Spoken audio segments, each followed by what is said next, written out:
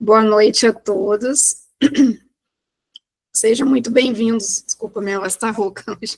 Sejam muito bem-vindos ao webinário do mês de julho, né, da Associação Torre de Brasil, para conversarmos hoje sobre o impacto do tempo de tela na infância e adolescência. E é um enorme prazer ter vocês aqui hoje, é um enorme prazer contar com a Renata também hoje aqui, né, que se disponibilizou a estar falando para a gente sobre esse tema super importante, super atual também, né. Eu gostaria de apresentar a professora Renata para dar início ao nosso encontro. Ela é terapeuta ocupacional, ela é doutora pelo programa de pós-graduação em Medicina Molecular da Faculdade de Medicina da UFMG, é residente pós-doutoral também do Centro de Tecnologia em Medicina Molecular do Departamento de Psiquiatria da Faculdade de Medicina da UFMG, sede do Instituto Nacional de Ciência e Tecnologia, Neurotecnologia Responsável, INCT Neurotech. Muito obrigada, Renata, fica à vontade, tá? Bom, gente, boa noite, né? Eu queria agradecer muito o convite, né? A Associação Dorothy e, sobretudo, a equipe organizadora, né? Fiquei muito feliz e também senti uma grande responsabilidade em poder trazer esse tipo de tema, né? Trazer as informações que a gente tem aí ao longo do tempo, e já sabendo também, né, a importância desse conceito Dorothy, para a gente conseguir compreender o processo de saúde e doença, né, e saber que isso pode impactar a vida das pessoas, né, ao longo da vida. Então, eu fiquei feliz, mas fiquei com aquela sensação aí de uma grande responsabilidade. Então, gostaria de agradecer a oportunidade de estar aqui. Não consigo ver vocês, estou vendo só a minha tela. Então, assim que a gente terminar a apresentação, eu imagino que a gente vai poder ter um contato um pouquinho melhor, né? Como o pessoal já me apresentou, meu nome é Renata, eu sou terapeuta ocupacional e eu desenvolvi um trabalho junto à equipe do Centro de Tecnologia em Medicina Molecular, da pós-graduação em Medicina Molecular da UFMG.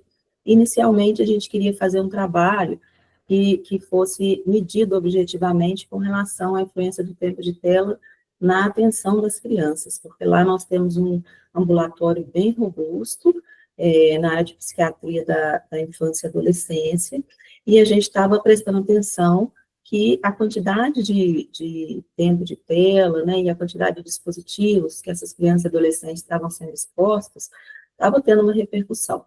Ocorre que, quando eu comecei o projeto, ele até foi aprovado, veio a pandemia, né, e aí, com a pandemia, eu não pude fazer o experimento presencial, e nós transformamos essa pesquisa inicial em um conjunto de revisões sistemáticas. E a gente estava pesquisando, então, né, preocupados em saber a influência do tempo de tela na saúde mental das pessoas.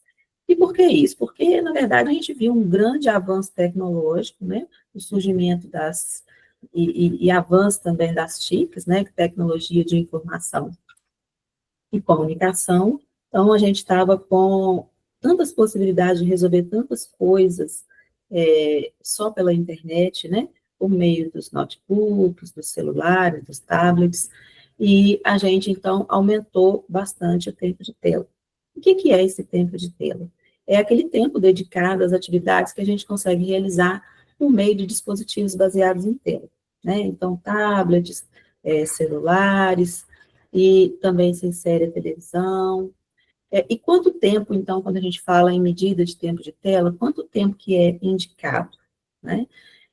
A gente tinha algumas diretrizes da Organização Mundial de Saúde anteriores à pandemia, né? E a Organização, então, Mundial de Saúde, também a Sociedade Brasileira de Pediatria, Associação Americana de Psiquiatria e de Psicologia, eles preconizavam que até 2 anos as crianças não fossem expostas às telas, né? Nem mesmo essas telas de fundo no ambiente.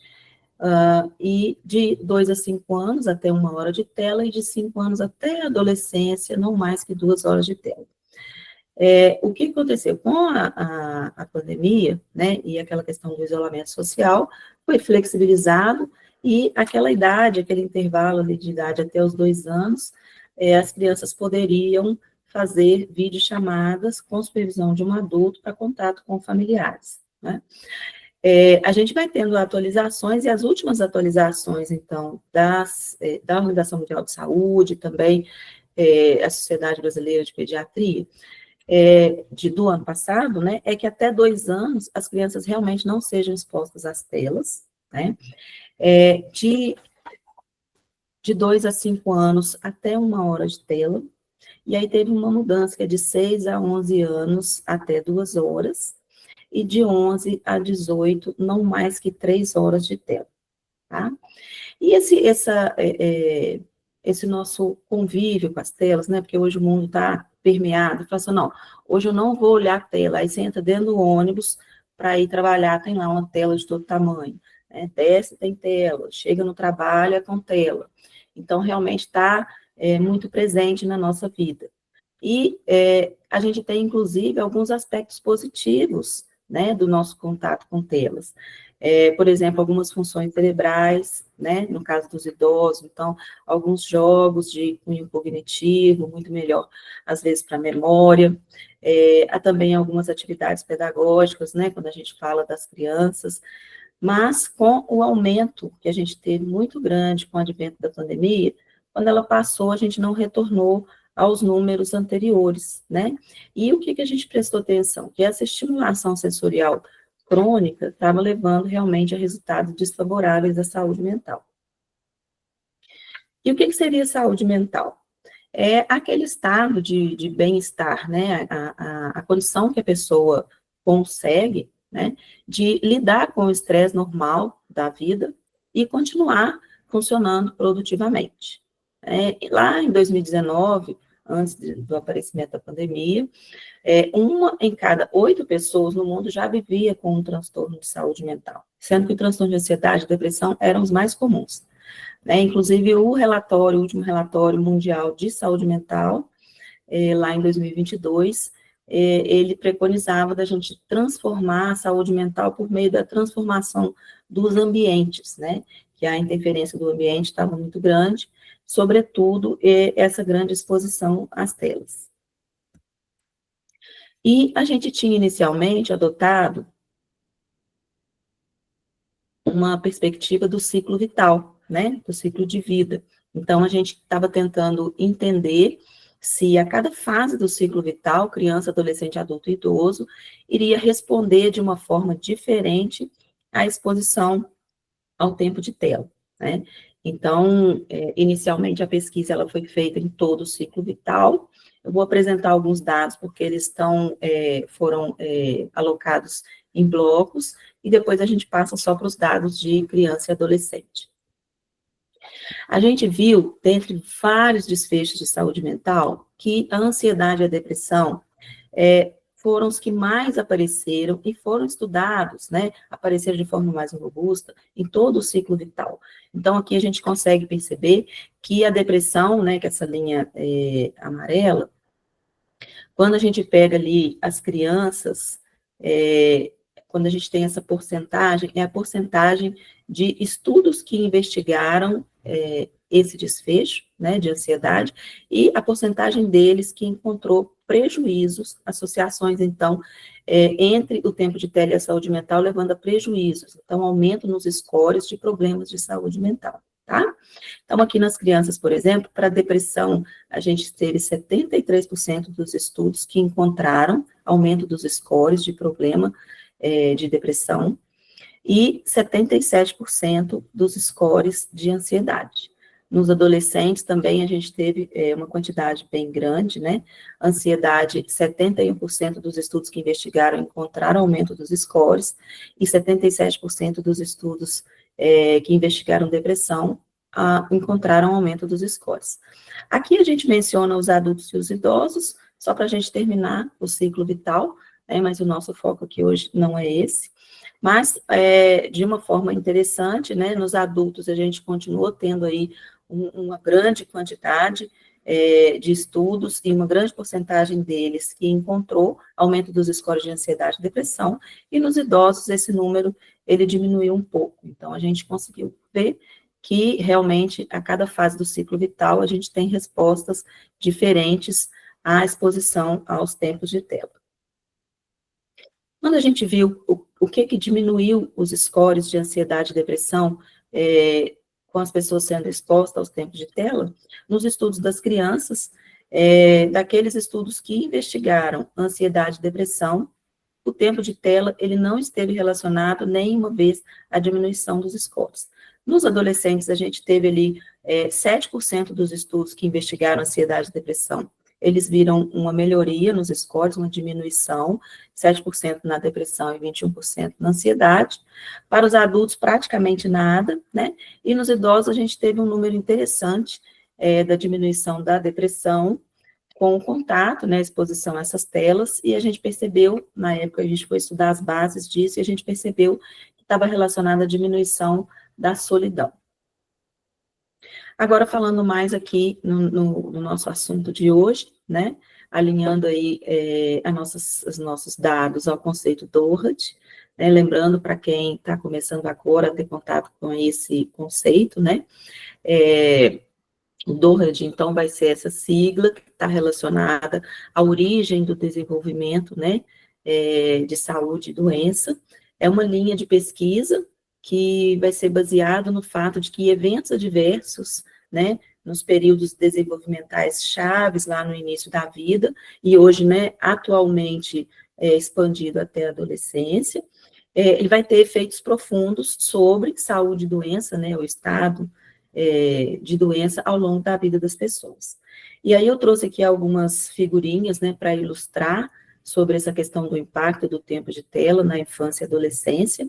Então, além das crianças terem perdido aí a rua como espaço de brincar, a gente vê que quanto mais cedo hoje a gente está percebendo que essas crianças estão tendo acesso, né, sobretudo aos dispositivos móveis e ainda conectados à internet, principalmente celulares, né, os smartphones, e aí as crianças estão abandonando aquelas brincadeiras mais tradicionais, né, que eram responsáveis por estímulo sensorial múltiplo, né, não só essa questão da visão e o polegar ali movimentando as teclas do celular, e às vezes nem tecla, né, só com o indicador rolando o feed. Então, a gente tem aí diminuição muito grande nas possibilidades de desenvolvimento ótimo do cérebro, numa fase, né, onde o desenvolvimento é crítico. Então, essa fase a gente está, às vezes, retirando as possibilidades de estimular um desenvolvimento, né. É importante a gente lembrar a questão, por exemplo, da movimentação da mão, né, a infinita quantidade aí de movimentos que a gente consegue com as mãos, e com isso a gente tem uma quantidade maior de conexões cerebrais sendo formadas, né? Essas conexões, elas são importantes para o desenvolvimento, inclusive, de linguagem. Então, a gente tem visto aí essa questão da linguagem também sendo impactada. A linguagem, ela é muito importante para o desenvolvimento cognitivo, e aí vem a aprendizagem, inteligência, né? E também a questão da complexidade da vida social, né? Então, a relação com os outros, a relação cara a cara, e longe das telas, ela oferece uma complexidade maior na relação social, e isso a gente consegue ter um melhor desenvolvimento da função cerebral, né? Então, as conexões dos córtices, né?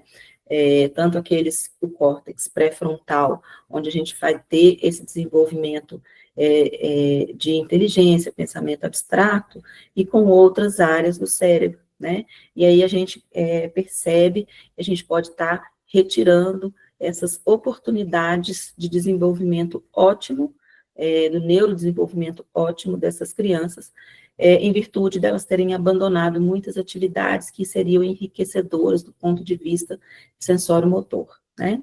Então, coloquei algumas outras figurinhas aqui, essa do celular mostrando a quantidade de funcionalidades que ele tem ali à mão, né? Uma criança fazendo um desenho, então a gente fala, não, mas está tendo oportunidades pedagógicas, está desenhando, mas a movimentação de pinça, por exemplo, não tem, né? A interação com o outro ser humano também não tem. Muitas vezes as crianças crianças às vezes de famílias menos favorecidas economicamente, continuam muito tempo na televisão, né, que é uma tela passiva, não tem uma interação, e que vai acrescentando cada vez mais déficit, né, desenvolvimental. E temos a fase da adolescência, né, que além de todo o desenvolvimento que ainda está por vir nessa fase, tem a questão do impacto da saúde mental, por conta, né, de ocupar um grande espaço da vida com as redes sociais e aquela preocupação com a avaliação dos pares, né, e aí começa a desenvolver um apego muito grande pelo celular, se está acabando a bateria, eu não estou conectado, e aí, além das questões neurodesenvolvimentais, vem questões também de saúde mental. Com relação àquele estudo que eu comentei, né, que a gente fez inicialmente, queria avaliar a atenção das crianças, que não foi possível a gente concluir o estudo experimental no ambulatório devido à pandemia.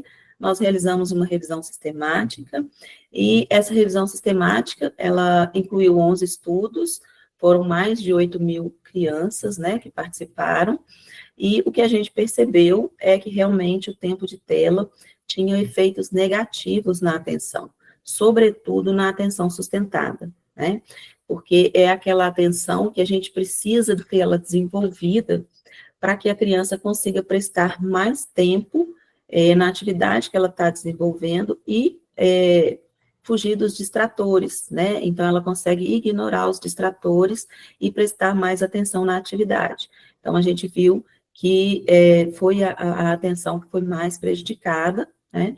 E que vai fazer falta para a criança, então, ter o desenvolvimento cognitivo, a questão da aprendizagem, né? E é nesse momento mesmo da época da escola, né? Quando a criança vai para a escola, a idade escolar, que a gente começa a perceber o desenvolvimento diferente dos coleguinhas, né? E a gente começa a perceber, então, os déficits. Muitas vezes, antes disso, a família não consegue perceber, né? Então, é importante esse controle da exposição às telas desde cedo, para que, na hora que os pais tiverem as notícias, né, dos professores, como que está o desenvolvimento da criança no ambiente escolar, não seja uma surpresa que a criança não esteja conseguindo se desenvolver adequadamente, se haver ali com as atividades de aprendizagem. Já com relação à saúde mental, aquela abordagem do ciclo vital, né, nós já tivemos aqui a publicação do estudo na fase da adolescência, né, e nesse estudo a gente conseguiu perceber que a exposição para essas crianças, no final do estudo, a gente viu que o tempo de tela, ele já não era uma variável, né, que conseguia expressar toda essa relação.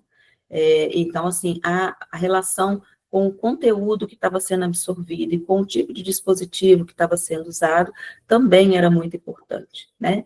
Nesse estudo foram envolvidos mais de 1.900.000 crianças, né? Nós vimos que a exposição superior a 3 horas de tela estava associada a maiores impactos negativos na saúde mental.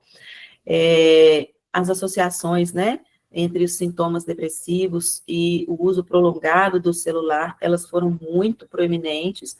Então, quando a gente fala de uso prolongado, para esse estudo, né, que essa revisão sistemática que envolveu 50 estudos primários, né, experimentais, o uso prolongado, na maioria deles, se referia a maior do que 5 horas de uso do celular, né? Então, a gente vê, quando a gente vai comparar lá com as diretrizes da Organização Mundial de Saúde, a gente vê que realmente está passando do tempo preconizado, né? Nós vimos também que o uso de mídia social, principalmente redes sociais, estava associado ao maior risco de depressão em meninas, né? E exatamente porque as meninas, elas são mais vulneráveis à questão das comparações, né? Então, começa a se comparar com os pares, e aí tem toda aquela questão da imagem corporal, do ganho de peso, e alguns grupos na internet que lançam aquelas dietas, né, muito restritivas, e a menina, à medida que ela tem um deslize da dieta, ela vai, então, ter uma punição, muitas vezes é autoagressão mesmo, né? A gente conseguiu perceber que as meninas até 12 anos têm muito essa questão da autoagressão, picam, às vezes, os braços, e dos 12 anos para frente, até os 15, em geral, essas mesmas meninas, elas tentam suicídio, né? Para os meninos, nós percebemos, né, um dado interessante, que aqueles meninos e-gamers, né, que jogam durante muito tempo, às vezes viram à noite jogando online com outras pessoas, né, eles tiveram maiores problemas internalizantes, então ansiedade, depressão, do que aqueles usuários de computador instrumental, né, o computador para poder fazer atividade de escola, né, às vezes fazer uma busca na internet, e também aqueles jogadores multimodais, então que usam às vezes o joguinho no celular, às vezes até jogar paciência, aqueles joguinhos de balinhas, jogos que não são, que não sejam online, né? Então, quando joga vários tipos de jogos, mesmo assim, só para distrair, passar o tempo, tem um impacto menor do que aqueles jogos que a gente chama dos meninos e-gamers, tá? Outra coisa que a gente viu que as horas gastas nas mídias sociais e internet tiveram associações mais fortes com os comportamentos de automutilação, com baixa satisfação com a vida, baixa autoestima, do que aquelas horas gastas com jogos eletrônicos ou assistindo televisão. Então, quando a gente tem aquelas vidas perfeitas, corpos perfeitos sendo expostos, né, nas mídias sociais, nas redes sociais, a gente viu que isso é muito mais adoecedor nessa fase da vida. Outra coisa que a gente percebeu, né, é que ser fisicamente ativo, quando você tem um tempo grande, tempo alto de tela, aqui ST seria o screen time, tá? É muito maior a questão dos problemas de autoestima, tá? Então, não teve um resultado quando a pessoa é fisicamente ativa. Então, mesmo aqueles adolescentes que faziam atividades físicas de moderada a vigorosa, às vezes até 3 vezes por semana, eles não conseguiram uma melhor autoestima quando eles também tinham alto tempo de tela. Né? Quando a gente vai ver, é porque, às vezes, o adolescente ele leva para a academia o celular e está lá, às vezes, na esteira, nos aparelhos, mas está o tempo todo conectado com o fone, né? Então, não se consegue realmente desligar e ter esse detox, né? E, por último, então, o termo tempo de tela, a gente percebeu que ele não era tão adequado. Só que o que acontece? É muito difícil a gente ter uma medida objetiva da relação da pessoa com os conteúdos que são oferecidos pelas plataformas, né, pela internet, e também aquela questão do dispositivo, se é um computador para trabalhar ou se é um dispositivo móvel que se leva para todos os lados e está conectado o tempo todo. Então, acaba que o tempo de tela, mesmo nos estudos atuais, né, que esse estudo a gente tinha finalizado em 2023, mesmo os estudos atuais, que foram publicados aí até domingo, que eu consegui capturar, a gente precisa de tomar como base alguma medida objetiva, e aí continua ainda sendo o screen time, o tempo de tela. Fazendo um apanhado mais geral, e não só a questão da ansiedade e da depressão, né, nós vimos entre as crianças e adolescentes que o tempo de tela ele teve associação com vários outros desfechos de saúde mental. Né? Inicialmente, ansiedade e depressão são os que mais apareceram, então a gente consegue ver a piora aí dos scores de depressão e ansiedade, né, que são muito maiores com relação a melhor, ou aqueles que não viram alterações. Também autoestima, né, então a gente vê lá nos adolescentes, os artigos das crianças foram poucos, só 2 artigos que pesquisaram autoestima, mas em todos eles, né, 100%, a gente viu piora da autoestima. Quando a gente pega os adolescentes, 50% dos artigos que investigaram, a gente viu piora na autoestima, sendo que 2% a gente viu uma melhora e 3 deles a gente não conseguiu perceber alguma alteração. Né? Então, segue aqui alguns transtornos onde a gente teve desfechos menos investigados, e quando a gente avança, por exemplo, aqui, ó, na infância, a hiperatividade e a desatenção, uma grande quantidade de estudos, né, fez essa investigação, e uma grande porcentagem deles viu piora, né, então essa questão da atenção, ela é muito recorrente, na infância, já na adolescência já não é tão pesquisada, a gente já não consegue ter uma grande quantidade de estudos nesse aspecto na adolescência. Em compensação, dos poucos que estudaram, muitos encontraram piora, né? A outra questão importante também, né, que está relacionada também a comportamentos, problemas de conduta, né? Então, os problemas de conduta, em 12 artigos que foram avaliados, 10 artigos encontraram piora nos problemas de conduta lá na infância. Então, também foi um dado bastante relevante, e realmente a gente vê muito isso nos ambulatórios, lá na prática. Outra questão também importante é o transtorno opositor desafiador, né? Que só 3 artigos estavam investigando e 100% deles encontrou piora nesse desfecho. Então, um dado bastante relevante e que também condiz muito com o que a gente vê na prática, né? Esses problemas comportamentais, eles são menos investigados, ou foram, né, até 2023, investigados na adolescência. Então, a grande maioria deles, até por conta mesmo do contexto das crianças, esse contexto de sala de aula, onde não consegue reconhecer a figura de autoridade e começa a apresentar os problemas de aprendizagem, né, de atenção. Então, são estudos, investigações que ganham muito mais destaque mesmo nessa fase da infância. Então, hoje, os dados mais atuais, né? Como é que está o uso das tecnologias de informação e comunicação por essas crianças e adolescentes? A gente tem o TIC Kids, né?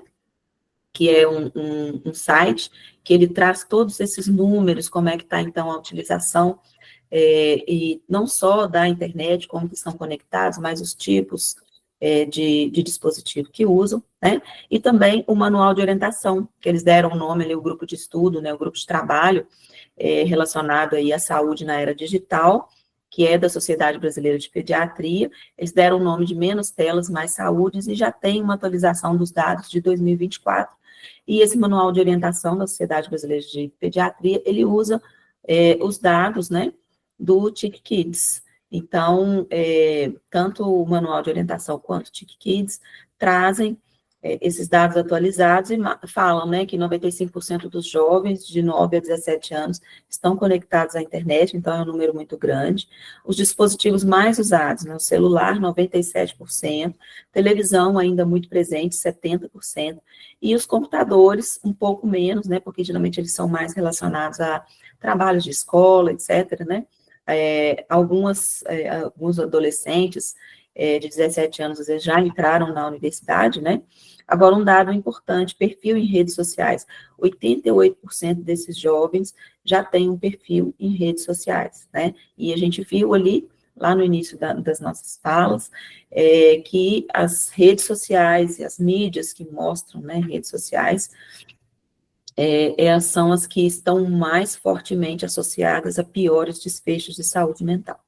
As atividades mais frequentes que esses jovens, né, eles realizam online, 88% deles ouvem música, 82% assistem a vídeos. Hoje nós temos um problema grande com relação aos vídeos curtos, né, com o fornecimento ali de grande,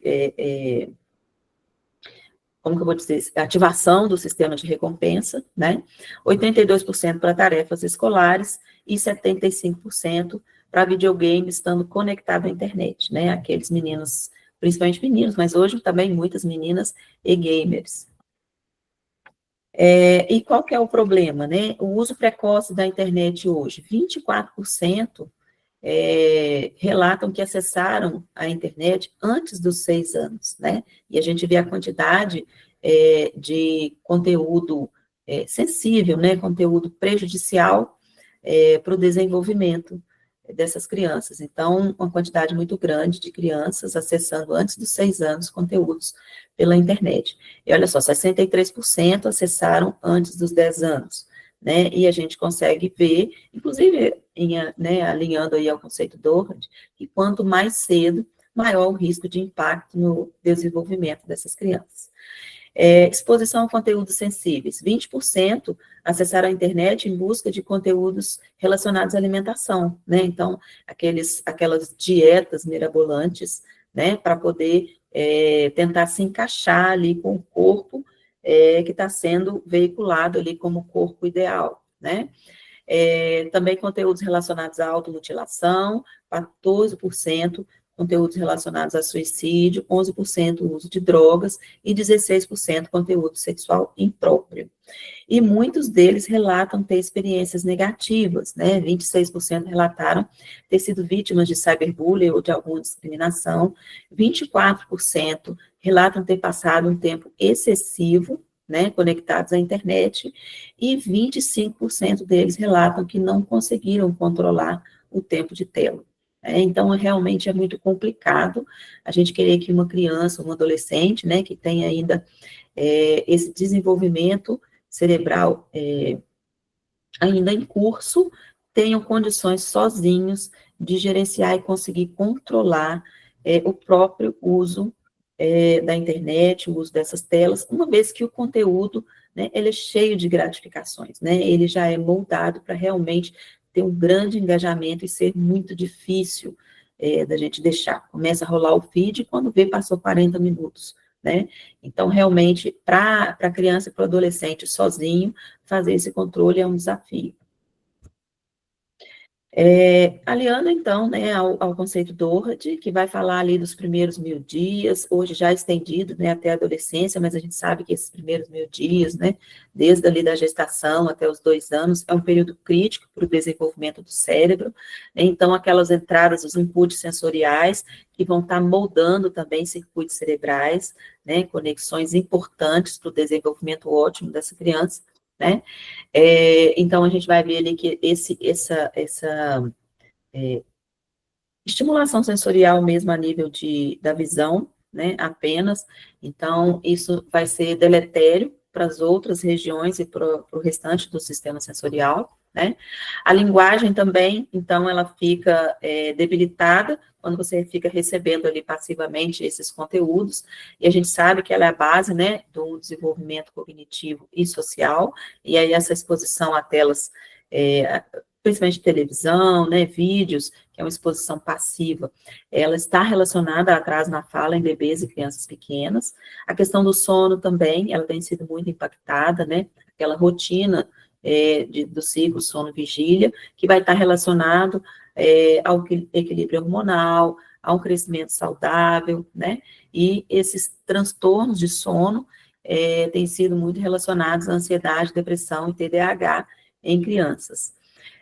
Com relação aos adolescentes, né, a gente percebe essa questão da imaturidade cerebral ainda, né, na adolescência, o sistema límbico relacionado às emoções, ele está amadurecido antes da maturação completa ali do córtex pré-frontal, e isso vai ser um fator para vulnerabilidade nessa fase, né, aos comportamentos arriscados em redes sociais e jogos. Então, são indivíduos que têm muita facilidade para se envolver nesse tipo de comportamento, né, em redes sociais e jogos, e também desenvolvimento da questão viciante, né, do uso problemático. Hoje a gente tem essa questão do uso vicioso, o uso dependente, quando a gente fala em termos de tela e uso de smartphones, a gente usa muito esse termo de uso problemático, né. E aí tem a questão também do sistema de recompensa que vai estar envolvido nesse vício.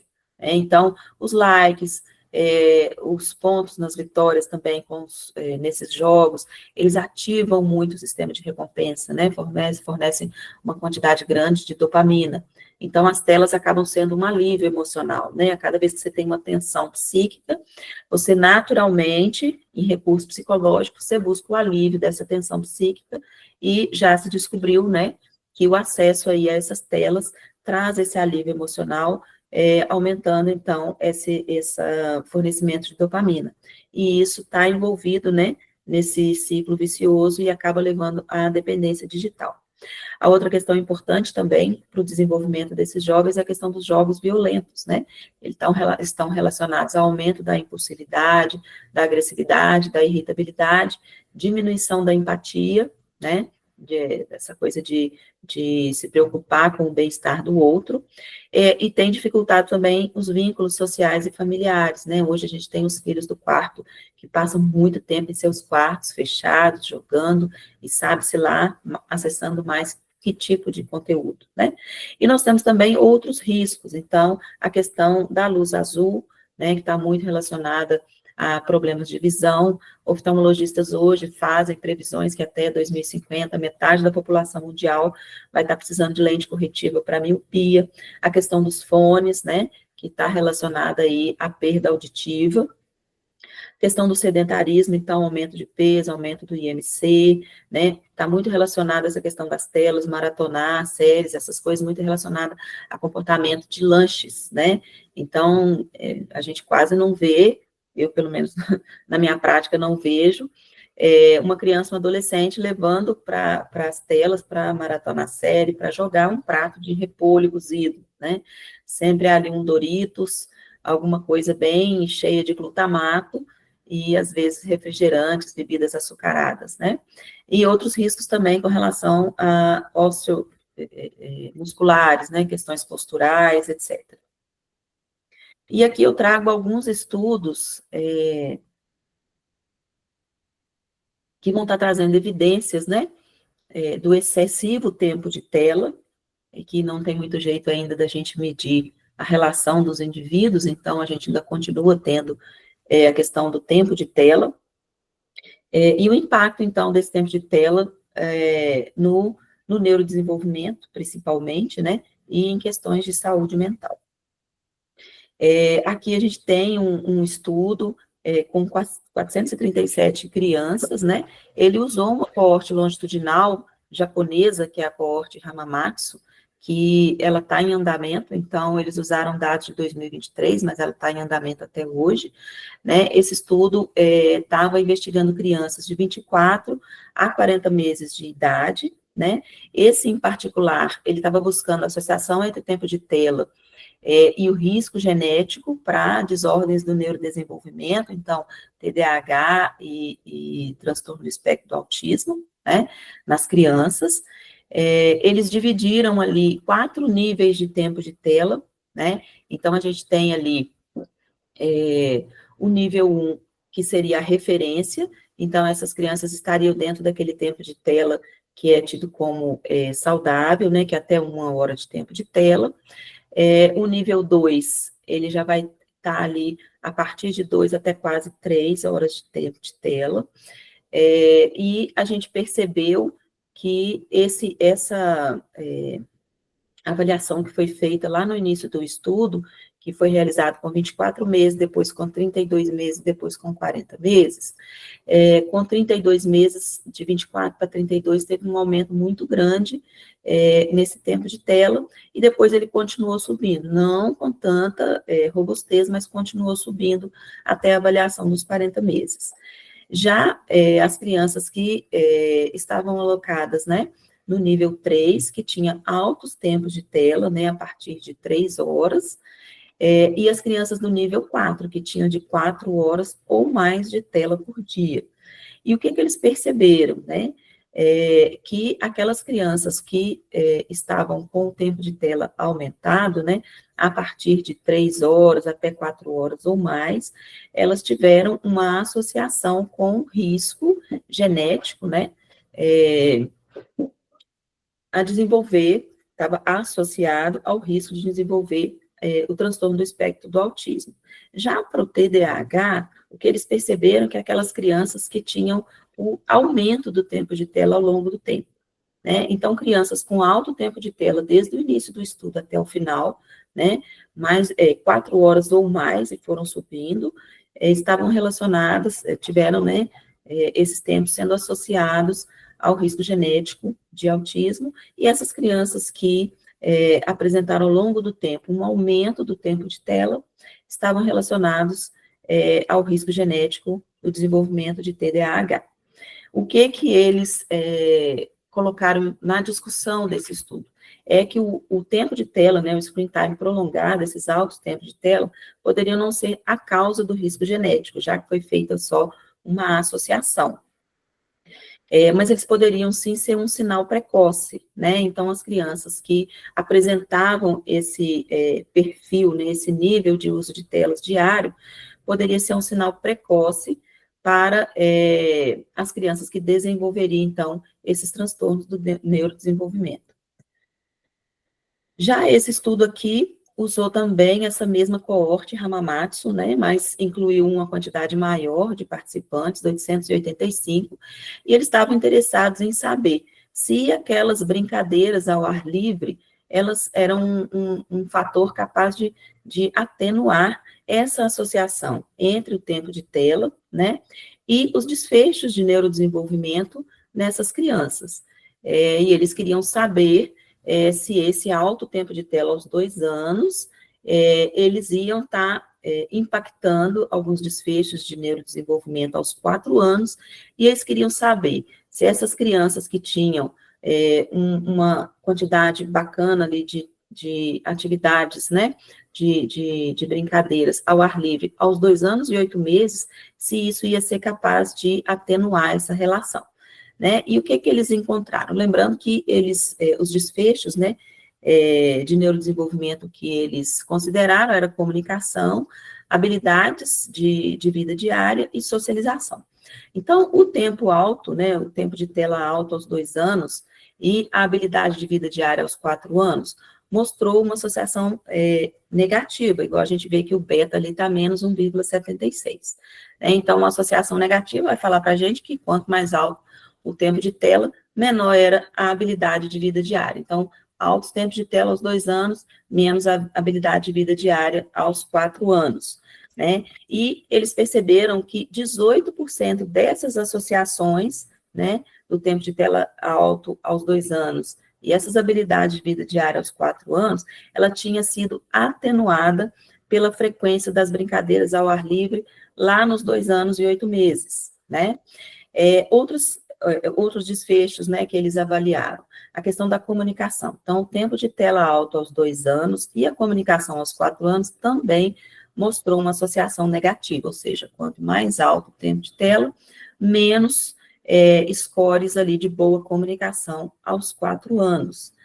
E nessa associação, não foi encontrada que as brincadeiras ao ar livre, né, aos 2 anos e 8 meses, não foram capazes de atenuar.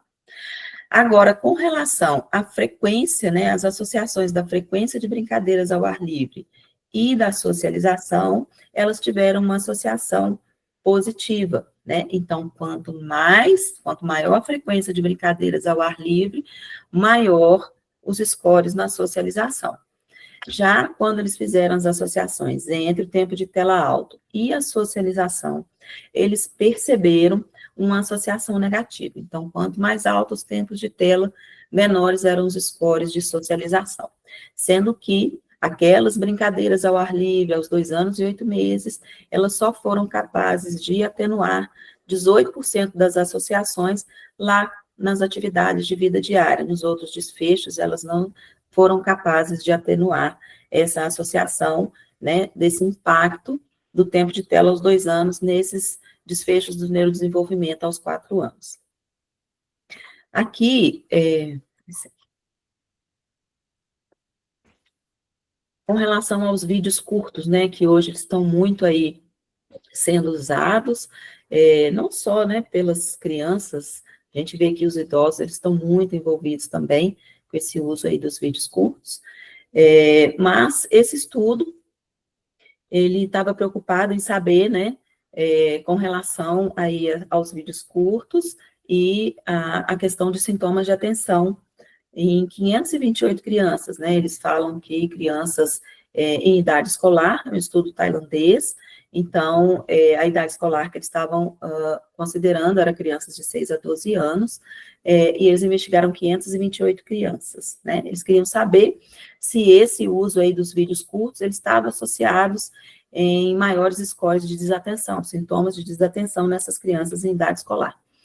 E sim, eles estavam, é tanto que o próprio título do artigo já afirma isso, embora, né, eles colocaram aí que foi um estudo transversal, o estudo transversal ele tem pouco poder, né, da relação causal, o estudo longitudinal, ele nos ajudaria mais a fazer essa afirmação, né, mas é um estudo que traz um dado importante, porque os vídeos curtos, por exemplo, eles não se associaram aos sintomas de hiperatividade, de impulsividade ou de oposição, né, que a gente tem o hábito aí de chamado TOD, né, que é o transtorno de oposição desafiador. Então, os vídeos curtos não estavam associados, só que o tempo de tela total, o screen time total, esteve associado ao sintoma de hiperatividade, impulsividade e deposição.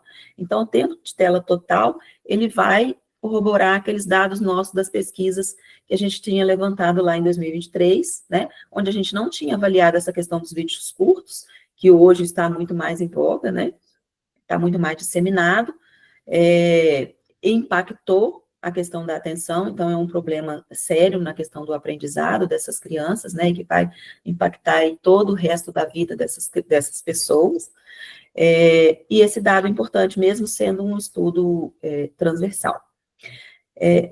E temos um outro estudo também que vai falar do uso problemático, né, então ele já trata das trajetórias do uso aditivo, do uso problemático, do uso vicioso, dependente, né, das telas, e comportamentos de comportamento suicida, ideação suicida e a saúde mental como um todo, já nos jovens dos Estados Unidos, né? O outro estudo a gente tinha sido realizado em crianças tailandesas e aqui nos jovens nos Estados Unidos. Então, o que eles viram? Que um alto uso, né? Então, aqueles que já têm um grande tempo de tela e um uso crescente, aqueles que estão só vendo que o seu tempo está aumentando, e o uso problemático, né, daqueles jovens que demonstram que já desenvolveram uma certa dependência.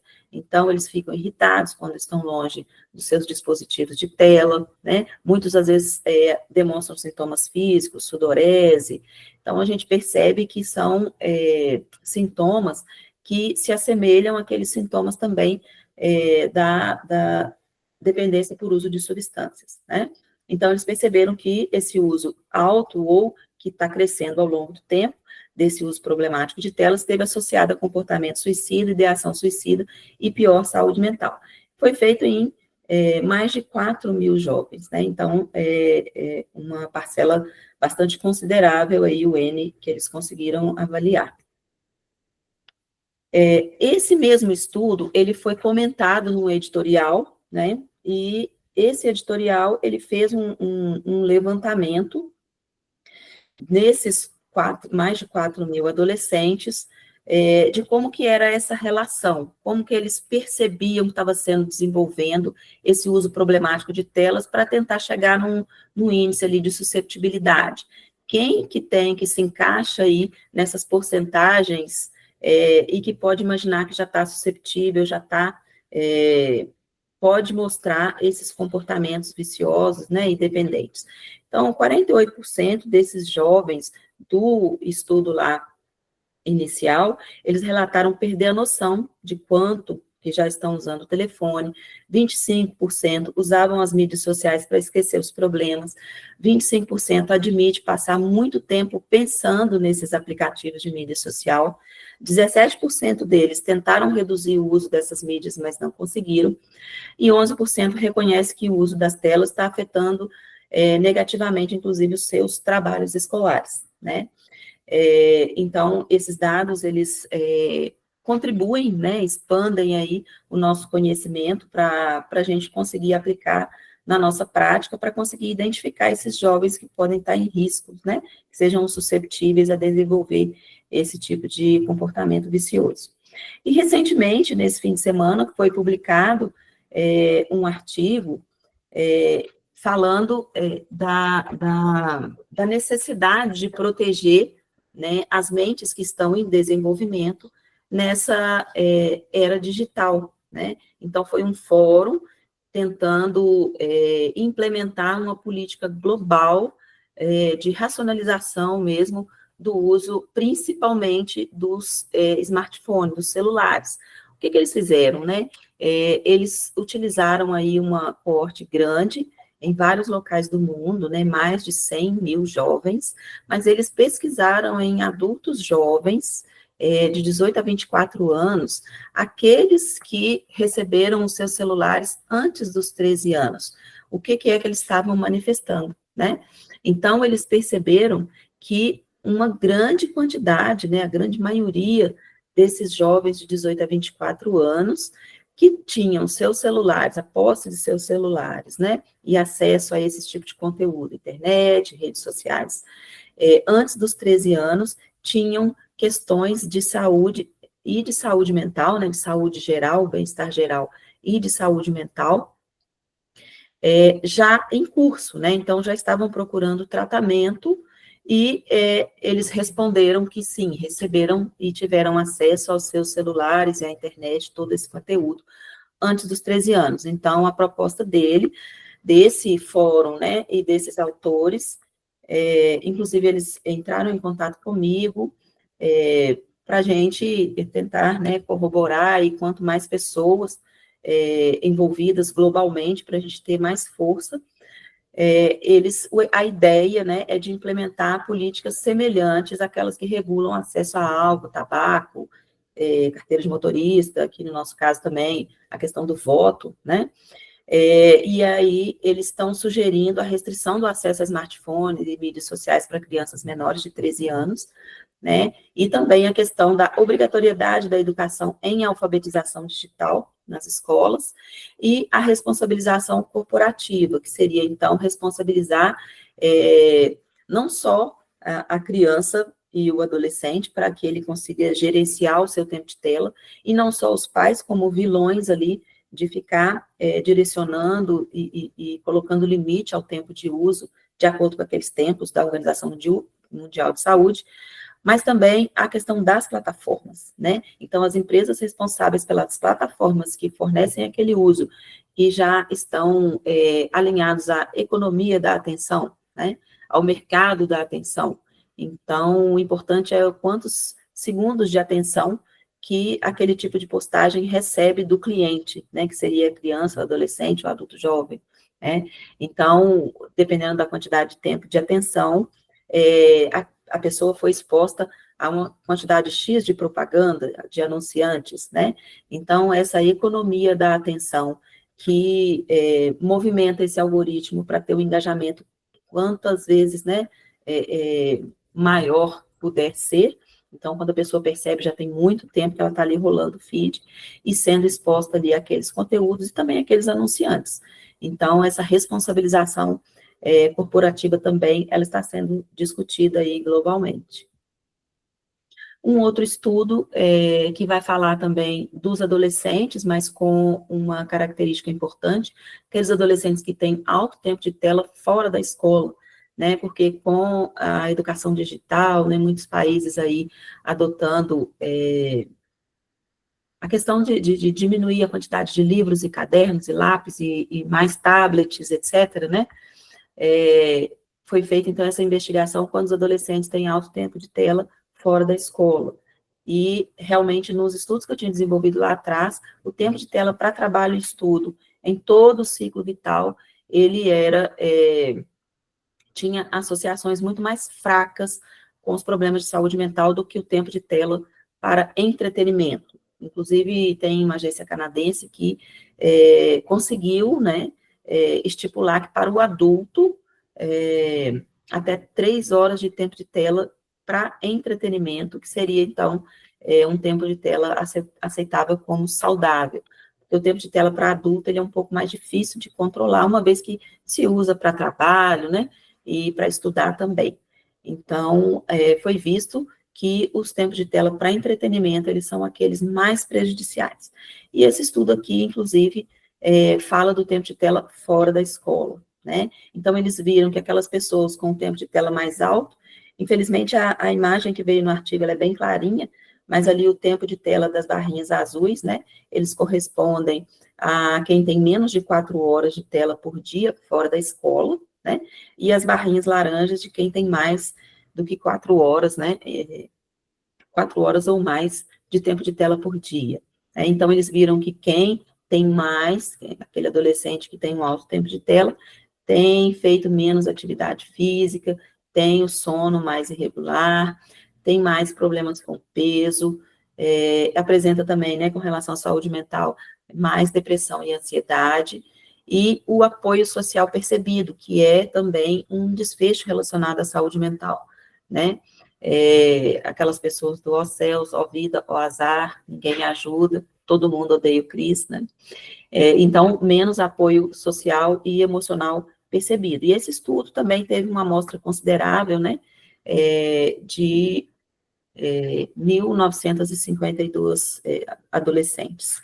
Então, aí é um dado também importante, e é um estudo que estava buscando exatamente saber essas associações entre o tempo de uso de tela e desfechos de saúde em geral, né, nos adolescentes também nos Estados Unidos. E aí, como que fica, então, com relação às crianças, né, e adolescentes, com relação à Sociedade Brasileira de Pediatria? Então, aqui para o nosso contexto, né, de Brasil. Isso está lá naquele manual, tá? De Menos Telas, Mais Saúde. E o que eles falam com relação à idade e tempo de exposição? Então, de 0 a 2 anos, evitar totalmente, né, a exposição às telas, mesmo passivamente, lembrando, né, que a gente pode flexibilizar para videochamadas com parentes, né, com familiares, porque isso também é positivo para o desenvolvimento das crianças em caso de isolamento, em caso de uma distância maior. De 2 a 5 anos, até 1 hora por dia, com supervisão, que é essa parte que é mais importante, né? Que é a supervisão, a presença, né? O tempo de qualidade dos pais, dos familiares, do cuidador, é muito importante para o desenvolvimento, né? Para o neurodesenvolvimento, principalmente, desses jovens, né? Dessas crianças e adolescentes. Então, de 6 a 10 anos, até 2 horas por dia, de 11 a 18 anos, até 3 horas por dia, né? E, de preferência, não virar à noite jogando, né? Então, se tiver que fazer o uso do videogame, tentar fazer com a porta do quarto aberta, ou em outros locais da casa, que não seja trancados no quarto, que não tem como a gente ver que está virando à noite, etc. Então, tomar sempre como base que entre ali 4 e 5 horas por dia já vai aumentar bastante o risco a questões de saúde e a questões de comportamento. Cuidados essenciais, né? Coisas que a gente pode desenvolver ali, bons hábitos, para evitar essa exposição excessiva também. Evitar as telas durante as refeições, antes de dormir, né, 1 a 2 horas já desconectar. Evitar esse uso de tela sozinho no quarto, né? Incentivar as brincadeiras de esporte, contato com a natureza. Então, nós vemos que tem um estudo lá que mostra que essas brincadeiras ao ar livre, elas são capazes de atenuar, de mitigar esses efeitos do tempo de tela no neurodesenvolvimento das crianças. A presença familiar, o diálogo, né, incentivar a linguagem dessas crianças, a interação social, né, até mesmo para a gente continuar a ter essa representatividade do córtex cerebral para essas áreas, né? Porque se a gente começar a receber as coisas passivamente, não utilizar mais, né, nossa função de pinça, essa função tão rica, essa função manual, nós temos uma grande área de representação dessas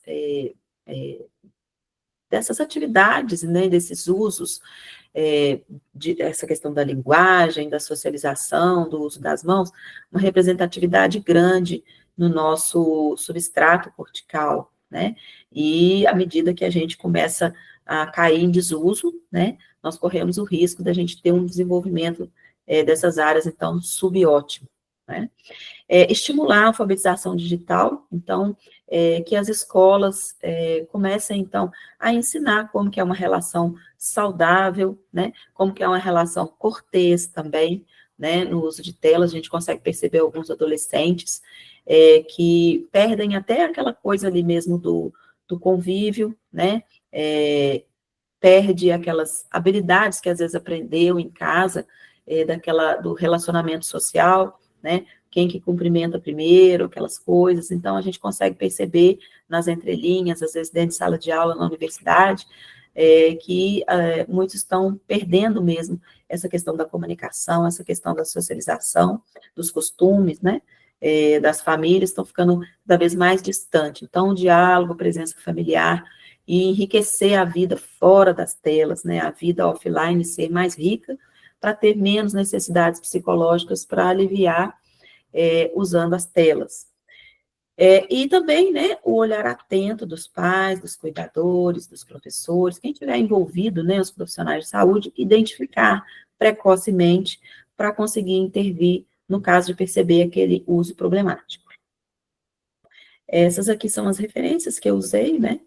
Eu gostaria de agradecer mais uma vez a oportunidade de estar aqui compartilhando, né? De aprender junto com vocês. Muito obrigada. Obrigada, Renata. Nossa, a gente quer agradecer muito a sua presença, assim, foi extremamente relevante no mundo cada vez mais digital, entender esses efeitos para a gente é essencial, né, no desenvolvimento cognitivo, emocional, social também, como você falou. A tecnologia até é uma ferramenta poderosa, mas tem que ter equilíbrio, né? Verdade. Pessoal, se vocês quiserem fazer perguntas, fiquem à vontade, tá? Esse é o momento. Renata, se você quiser parar de compartilhar a tela também, fica à vontade. Renata, uma pergunta, assim, não sei se eu deixei passar, mas você vê se tem avanços, assim, em políticas públicas aqui no Brasil que tratem dessa saúde digital infantil já e adolescente? Então, Rosiane, com relação às políticas públicas, é bem desafiador, sabe? Eu lembro quando eu estava para conseguir publicar, principalmente o artigo dos adolescentes, a gente tem uma corrente que é a favor das telas, sabe? Então, eu imagino aqui que a gente tenha uma grande quantidade de pessoas da área acadêmica, né, que vão estar entendendo bem essa parte que eu vou falar. A gente submete um artigo e aí a gente passa por revisão por pares, né? Então, pessoas ao redor do mundo vão avaliar o estudo que a gente fez. E a quantidade de vezes que eu fui quase que metralhada por frisar, né, que realmente, mesmo com todos os fatores positivos, né, que as telas trazem, os ganhos que a gente teve aí, de poder se comunicar à distância, de poder resolver problemas, etc., mesmo com tudo isso, a gente tem um impacto negativo muito grande, né, e foi muito difícil conseguir estabelecer e publicar os estudos, sabe? Então, primeiro a gente já encontra essa barreira. Com relação às políticas públicas, a gente encontra barreiras também para se implementar, né? Então, por exemplo, a questão do smartphone nas escolas.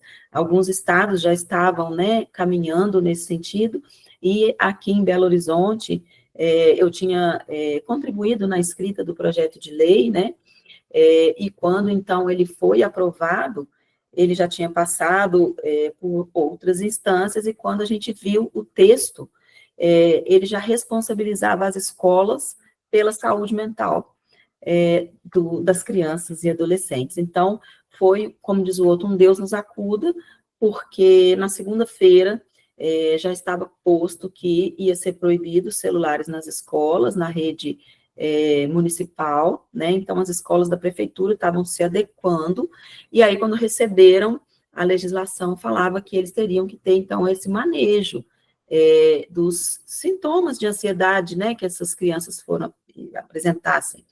E aí, eles me pediram urgente que a gente se reunisse, então nós nos reunimos, secretário da Educação, e mais de 700 diretores de escolas da rede, para que a gente pudesse conversar sobre as estratégias para o manejo dessas crianças que se desorganizassem, né? Então, a gente tem sim, várias frentes, pessoas tentando apresentar projetos de lei, tem esse da questão da regulamentação do uso dos celulares, principalmente, né? Das TICs de um modo geral, mas os celulares são os quase vestíveis, né? Que eles são menores e as crianças carregam para todo lado. E essa regulamentação, ela foi bastante desafiadora, e a implementação, colocar em prática, é mais desafiador ainda, né? A gente que tem contato com professores, o tanto que eles são desafiados pelos alunos, os diretores, às vezes, jogam para o professor a responsabilidade, e aí fica ali o professor no tete-a-tete com o aluno já no desafio, né? não, eu preciso usar, eu quero usar. Então, a gente tem, sim, várias frentes, mas colocar em prática é sempre mais desafiador, tanto porque permeia a vida, tanto porque as pessoas já, né, principalmente crianças e adolescentes, já têm essa questão comportamental já modificada pelo uso das telas, né? Então, sim, tem políticas, igual esse fórum mesmo, lá nos Estados Unidos, né? E, assim, são iniciativas que têm a perspectiva de ganhar uma visibilidade grande, porque eles estão sendo veiculados por meio da ABC News, lá dos Estados Unidos. Então, foi a própria ABC News que entrou em contato comigo, que me fez conhecer esse estudo, né? Então, sim, tem várias frentes em termos de políticas públicas, mas com esse monte de desafios aí para ser implementado.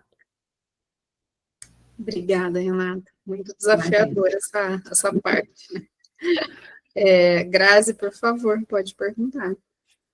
Obrigada, Rose. Obrigada, Renata, pela palestra maravilhosa. Assim, imagina, eu coisas que agradeço que a gente imagina, né, que sejam problemáticas e outras que eu não achava que fosse tanto, justamente por falta de conhecimento, né?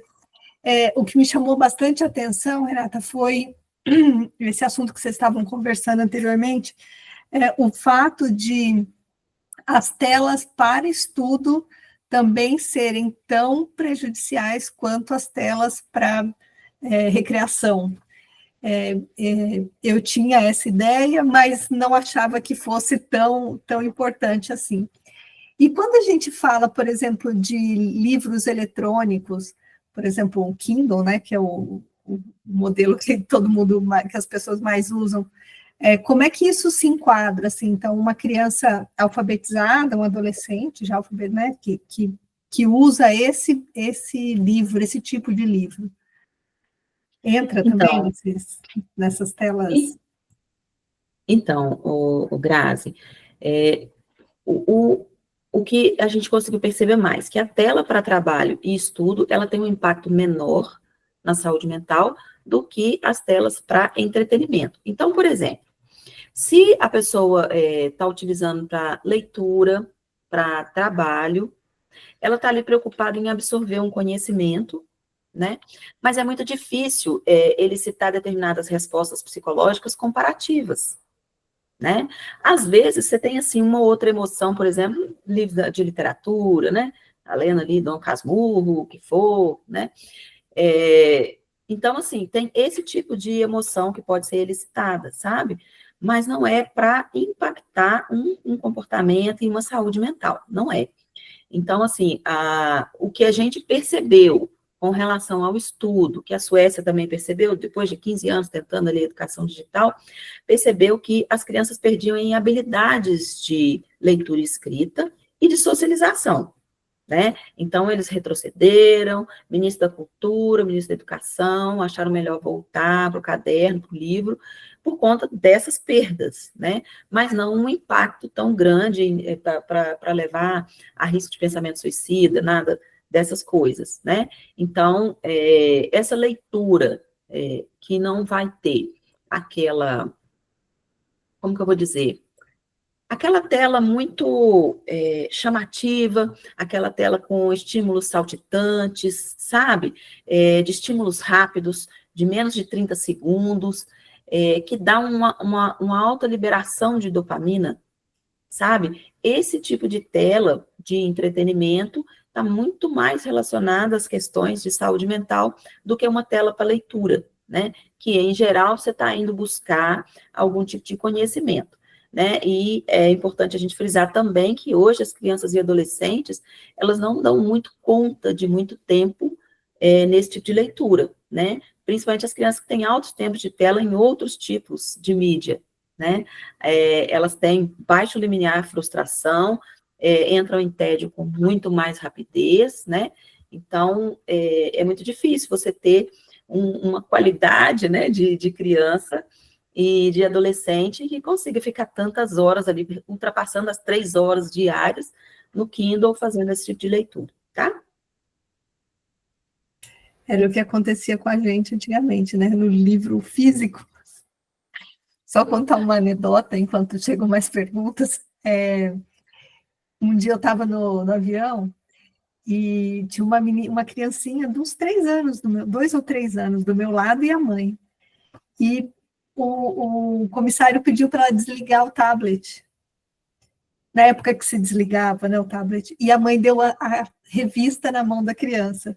A criança fazia aquele movimento de ampliar a tela com a revista. Eu achei aquilo, assim, absurdamente estranho, né, porque não era comum. Nós chegamos num patamar, né, de ter relatos de pessoas, eu fui numa festa de criança, a menina tinha ganhado uma bola, festa de 5 anos, ela não sabia o que tinha que fazer com a bola, né? Então, a gente está sacrificando as oportunidades de desenvolvimento ótimo, né? Quando a gente permite, né? Infelizmente, a criança até uma determinada idade, em tese, pelo menos em casa, vai fazer o que se permite.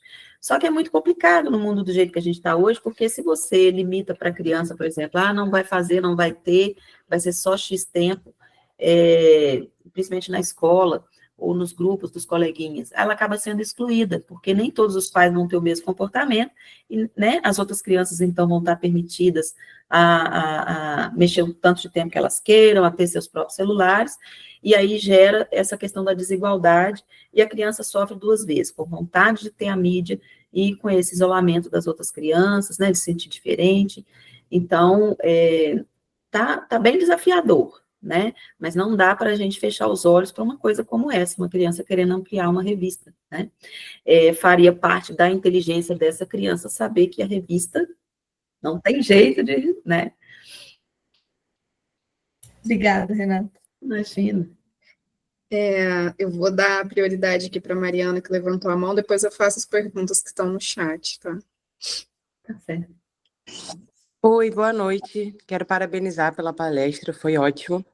Queria saber que orientações práticas você daria para os pais e educadores ajudarem a regular o uso de telas.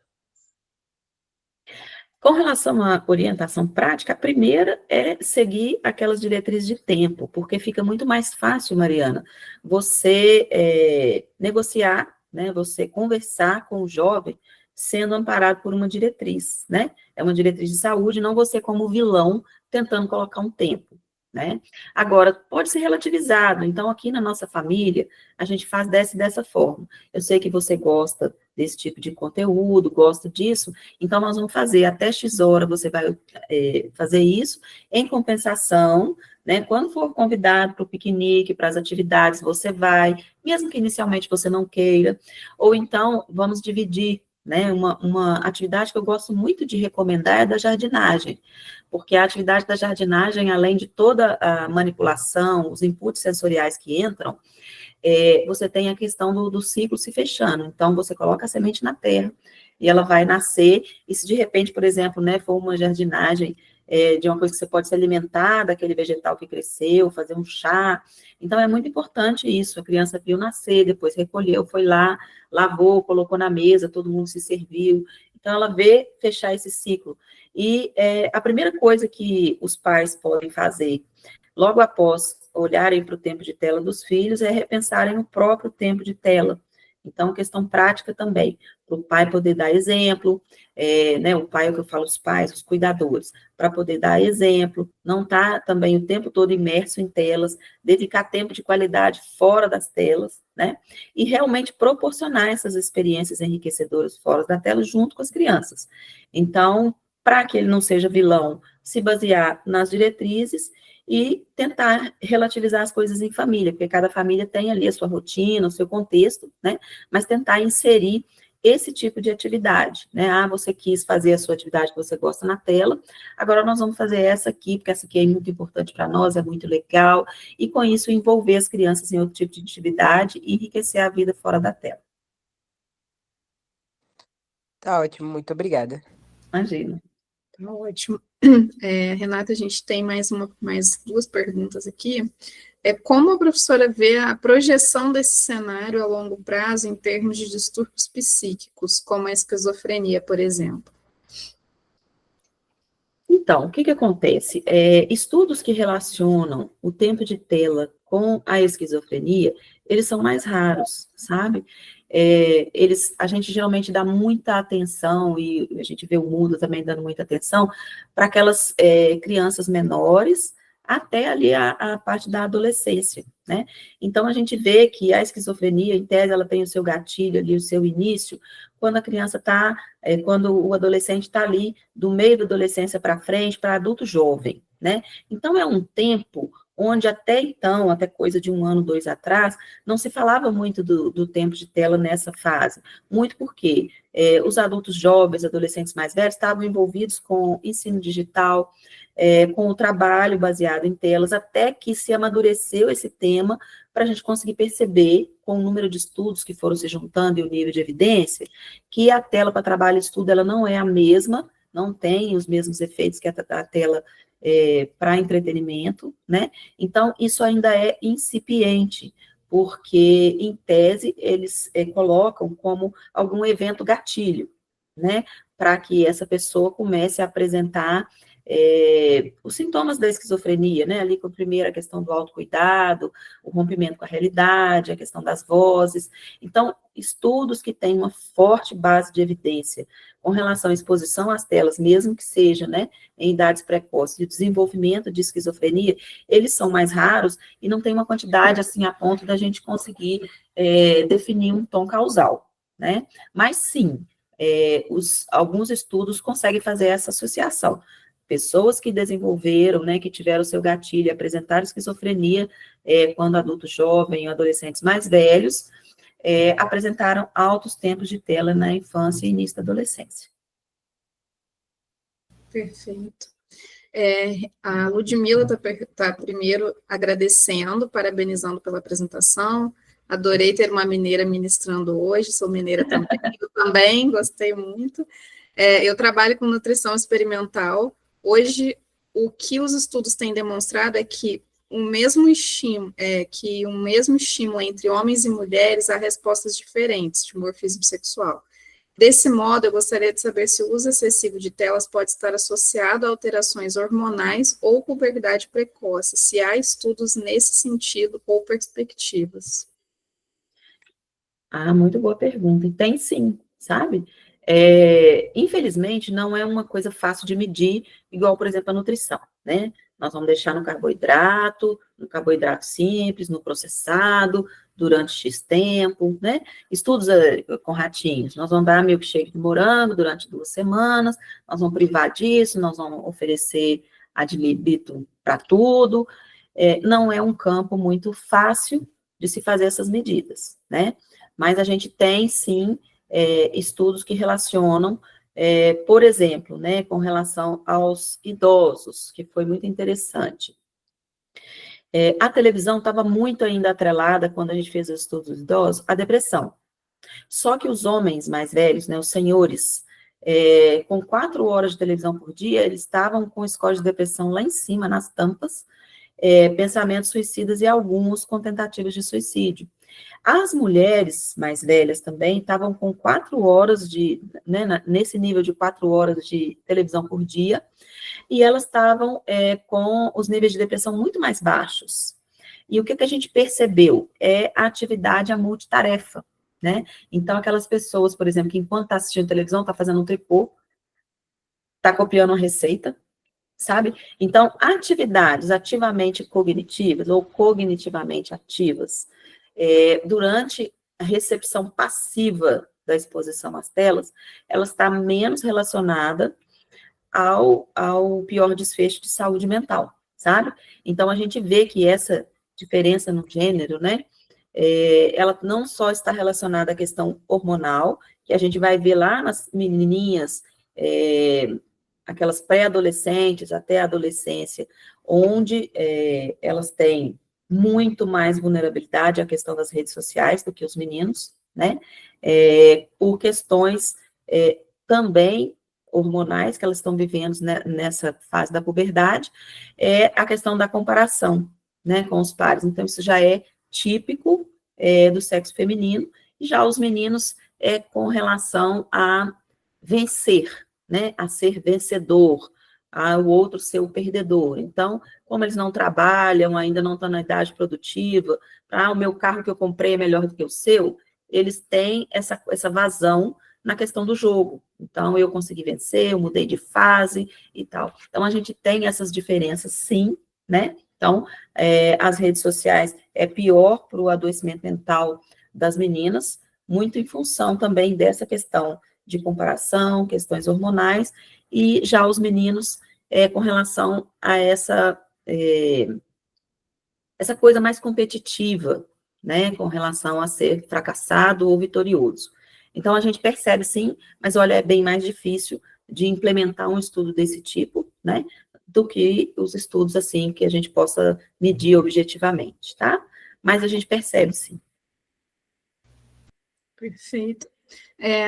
Nós temos aqui uma última pergunta da Natália Magusso, falando que é muito interessante esse assunto, agradeceu a palestra, e hoje em dia, que é tão comum as IAs, e tem até no WhatsApp, como podemos equilibrar o uso benéfico das tecnologias e IAs na educação de crianças e adolescentes, considerando minimizar os riscos de dependência?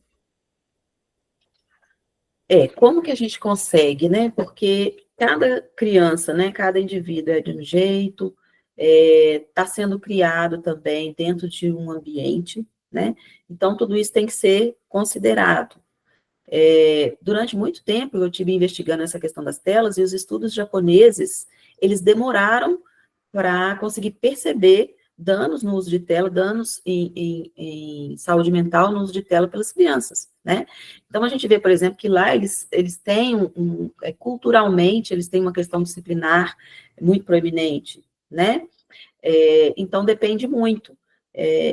Tem locais, por exemplo, né, culturalmente, as crianças ainda são consideradas como adultos pequenos, né, igual lá nos nossos tempos de infância, os meus tempos de infância, a criança não tem querer, né, então era só chegar e impor alguma coisa.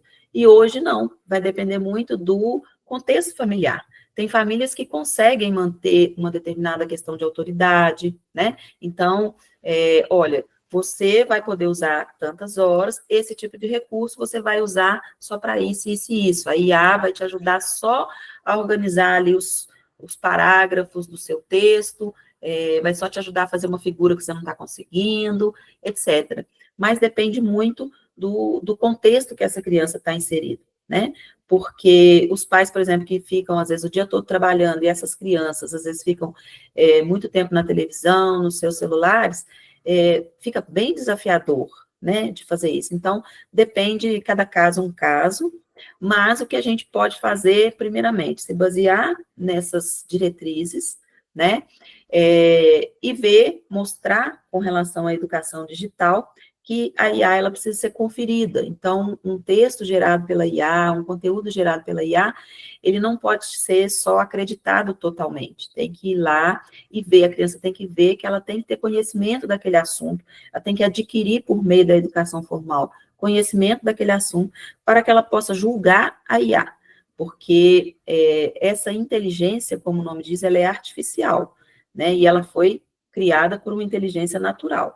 Então, sempre ter essa noção de que nós teríamos que ser superiores a essa inteligência, né? Montar, por exemplo, um prompt adequado. Então, passar para essas crianças a necessidade de saber, né, construir um prompt adequado para que a IA seja utilizada da melhor forma e tenha, então, um retorno da informação que possa ser confiável.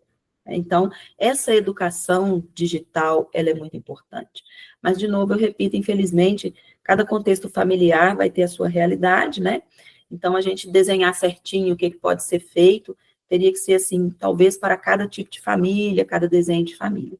Mas, de forma geral, é isso. A educação digital é muito importante para a criança e o adolescente ter essa noção de que essa inteligência foi criada, né, pela inteligência natural, que somos nós, e nós temos que coordená-la para que ela nos entregue um conteúdo confiável, né, e não ficar só fazendo bonequinhos com as caras dos políticos, com as caras dos cantores sertanejos, uma vez que isso não vai acrescentar. É divertido? É divertido, mas a gente consegue ter uma diversão muito mais rica com outras coisas. Renata, você me permite fazer as duas últimas perguntas aqui, porque a gente já passou um pouquinho de tempo. Bom, o Lucas perguntou como o uso das telas e redes sociais influenciam os sentimentos de solidão e ansiedade social para relacionamentos offline. Como que o tempo de tela e o uso de redes sociais vão influenciar a solidão? Então, o que acontece? Para a criança, a gente não tem, assim, dados muito consistentes com relação à solidão, porque é um construto um pouco mais difícil da gente capturar nessa fase, né? Mas vamos falar, e também essa questão de relacionamentos offline, a criança é muito assistida, né? O relacionamento, na maioria das vezes, não é a criança que busca, ela é muito assistida. Então, esse relacionamento, essa troca, é muito ali com o cuidador, com o professor, etc. Mas quando a gente passa para a adolescência, né, que a gente pode até admitir ali a presença já de um relacionamento romântico, a questão da rede social, ela está muito relacionada às comparações com as vidas perfeitas, as pessoas perfeitas. Então, olha lá, o fulano levou o café na cama, com flores, comprou isso, acordou cedo, fez o X, fez o Y. Eu não tenho isso no meu relacionamento, né? A questão do tempo de tela também em si, uma pessoa que passa muito tempo na tela, acaba que o outro acha que ela encontrou alguma coisa muito mais importante para passar o seu tempo do que conversando, trocando ideia, indo para a cozinha fazer alguma coisa, ou jogando bola, vamos jogar vôlei, vamos fazer alguma coisa. Antigamente a gente usava muito jogar vôlei na rua no final de semana, fechava a rua, né? Vamos jogar queimada e tal. Então, assim, vamos ver foto antiga. Não tem muito isso, é porque a outra pessoa está preferindo, às vezes, passar muito mais tempo olhando a tela. Então, eu fiquei desimportante, eu perdi importância para uma tela. Então, isso começa a relativizar em termos de importância, em termos de tempo dedicado, né? Então, vai depender de cada caso, mas eu consigo enxergar dessa forma, né? Para as crianças é difícil a gente ter dados, mas para os adolescentes, adultos jovens aí que já conseguem estabelecer um relacionamento até de cunho romântico, a gente tem essas questões. A comparação, né? A frustração do parceiro real não ser dessa forma, e o alto tempo dedicado, nem que seja outras coisas, mas o parceiro que vai estar offline vai perceber que ele está menos importante, e aí a gente já sabe um monte de coisa que pode acarretar. Tá certo. Thaís está dando boa noite, Thaís. Primeiramente, eu gostaria de parabenizar a professora por essa palestra tão necessária, e a minha pergunta é, quais cuidados devemos ter em relação ao uso de telas, especialmente com os tablets que estão sendo cada vez mais implementados no cotidiano escolar? É uma pergunta muito boa também, né? Eu tinha até colocado uma figurinha do menininho desenhando lá no tablet. Nossa, olha só como que ele é esperto, né? Ele já sabe desenhar, só que a gente tem que olhar com os olhos o seguinte, nós temos, além daquele indicadorzinho, nós temos mais 9 dedos, né, com a quantidade enorme de músculos que, né, vão estar aqui, alguns na mão, outros no antebraço, e um local enorme de representatividade dessas mãos no nosso córtex, né? Então, a gente ficar só ali arrastando o feed, ou então movimentando o dedinho para desenhar nos tablets, a gente diminui a possibilidade de um desenvolvimento muito maior, muito melhor, com desfechos lá na fase da aprendizagem, na fase da adolescência, muito superiores, né? Haja visto que hoje a gente já diminuiu aí, infelizmente, o nosso QI com relação às outras gerações, né? Então, como que eu vejo? Tem sim uma oportunidade de uma interação ali, uma facilidade, né? É importante porque as crianças que estão imersas, né, no mundo digital, são os nativos digitais, elas têm muito mais contato com telas do que o caderno e o lápis. Então, para você manter a atenção dessas crianças, o tablet, ele vem falando a favor, mas a gente tem que olhar com cautela isso. Se a gente puder aumentar a oferta das atividades com lápis e papel, para a criança implementar ali o uso da pinça, trípode, né, manipular A própria manipulação, né, que é a habilidade áptica, essa própria manipulação, reconhecimento dos objetos por meio do tato, isso é muito importante, né? Então, essa estereognosia, por exemplo, que é um dom que nós temos, corre-se o risco de ficar impactado, tá? Então, é interessante, é um recurso legal, e que às vezes a gente consegue prender um pouco a atenção das crianças, mas é bom ser visto com cautela, e eu desaconselho, né, quando a gente faz isso em detrimento do lápis e do papel, e da manipulação de objetos, e todas as entradas sensoriais, e da relação também com o outro, né, o professor, os coleguinhas. Perfeito. Obrigada, Renata. Acho que a gente encerrou aqui as perguntas agora.